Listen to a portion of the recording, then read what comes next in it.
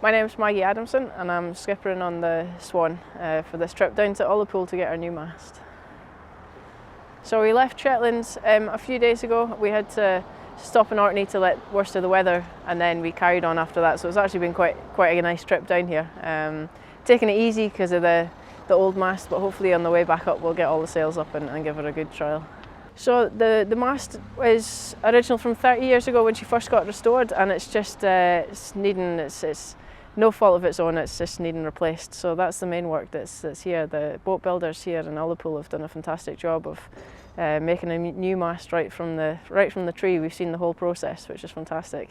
So we're looking forward to seeing that and getting that installed in the next week or so.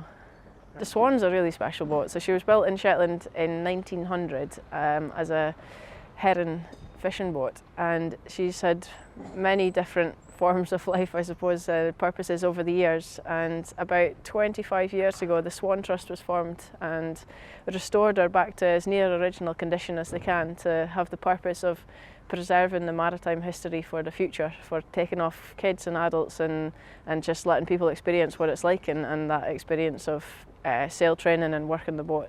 I first started sailing on the Swan when I was in primary school, like an awful lot of Shetland bairns get the chance to do, and it's a great experience. I think even though it was coming on for 25 years now, you still remember it, and after that I just was hooked on sailing. I started dinghy sailing and then got out in more trips with the Swan and was encouraged to start crewing and volunteering, and from there I just absolutely loved it, and stayed with the Swan for about 7 years and worked up to get my skipper's tickets with them, and just absolutely loved it. I think what makes the Swan so special is you can take a group of people that don't know each other, that don't know how to sail, and by the end of the day then you can just say, right, we're going to do a manoeuvre, and they all know their places and they know how to teamwork, and it brings a lot of people out of their comfort zone and just shows you what's possible. It's a fantastic thing to keep going, and I think it's great that they've got the funding to keep her in good nick and do the maintenance and keep it for the next generations.